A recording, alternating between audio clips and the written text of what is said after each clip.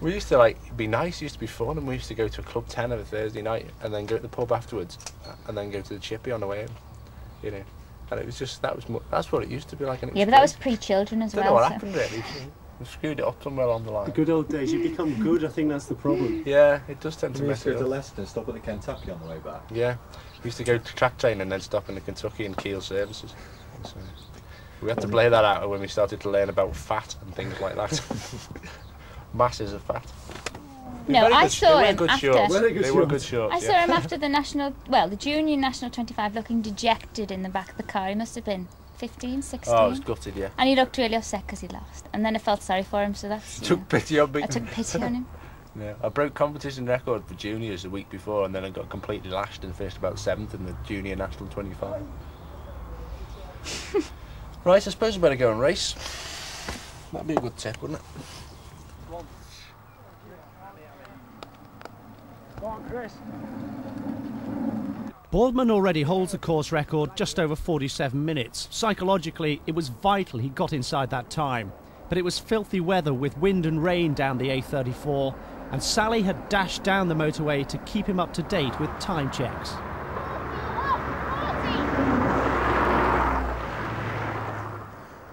What was it? 40 seconds off.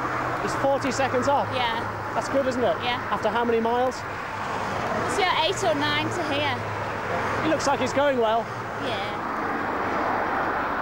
I've now got to the point where I can think about totally obscure things like shopping and stuff like that and still be keeping the pressure on. And if it's a really important race, to just concentrate on, you know, that feeling when you're absolutely on the edge, you're on the limit of threshold power, you're producing lactic acid, your body can just about get rid of it at the rate you're producing it. It's like bailing out in a boat as fast as you can. And you know what that feeling is like being on the edge, and you just concentrate on keeping it there. 55, 58, 45, 57. Oh yeah, we know you should. Stupid though, honestly, traffic.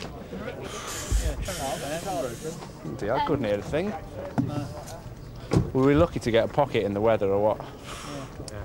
Yeah. I nearly totaled myself on the turn there. The roundabouts? Yeah, the first one, I just came into it, and with these tyres with my 11 bar in, I just came into it, and I thought, and when you've only got a front brake, you slide out if you're not careful. Your life goes so before your eyes. there been anything coming the other way, because I was right over the side of the road trying to try not to go down. So I'll probably average about 110 RPM there. Coming down that first hill was ridiculous. I don't think I'll be able to have any more kids, so.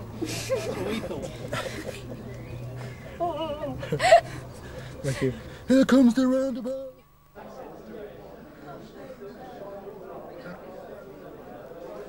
Well done, Chris. Cheers, Rob. Well done. So if it keeps going like this for the next 7 weeks, eh?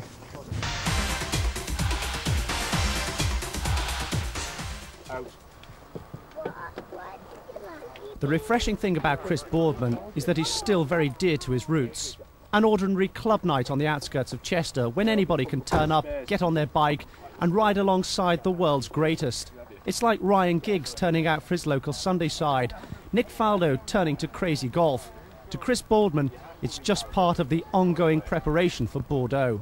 Everybody I speak to, you know, in my job and things like that, you know, you get talking about what you do in a pastime. Biking comes up and they say, oh, Chris Boardman. It's a bit like Reg Harris was, you know, years ago. He actually mixes it with the lower levels as well as the top guys as well.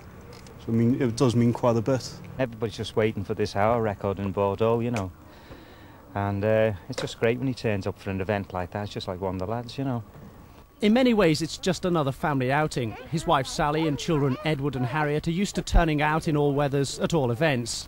They've known Daddy long before the public got to know him. But what a transformation there's been in a year in which Chris Boardman's become a household name. Olympic champion, record breaker, and now well used to the camera's glare. It's been a dramatic learning process. Many people would have found it impossible. Chris admits he's been stretched to his limit. He's had to take strength from his family and his friends and retreat sometimes back home to Hoylake. This is my hometown. Whenever any photographers come, this is where I bring them down the beach, because it's the easiest place to do things. My parents and I suppose I actually lived about 50 yards over there, just up that road. But it's a great place, the beach. It's good for the kids. I spend a lot of time here. You see, it's all in the genes. His mother Carol and his father Keith were both riders of national standard. They just lived down the road, pounding the same riverside stretches on their training runs. He's a nice lad. He's a nice lad. That's the thing, you know, he is a nice lad. And I think what we're proud of is other people's reaction to him, you know, and his reaction to other people. When you've met him, there's no side, hasn't changed. You know, he was in the shed working till, working till 10 o'clock last night, setting up bikes, and not just for himself. It's like in Linford Christie cobbling his, you know, putting his own spikes in or something like that the night before the Olympic Games. He handles the publicity side pretty well. There's a lot of it, much more than he expected or any of us expected. He handles it because he's got a good home base, and he says that's why I can do it, because he can go back home, Sal and the 2 children, switch off. If he didn't have them, he said he wouldn't do it, wouldn't be able to do it. Carol and Keith have grown used to the success from an early age. Their pleasure now is being part of their son's pleasure, following him at home and abroad. To be this good, though, you have to make sacrifices. In the pursuit of perfection, you have to become obsessive about your sport.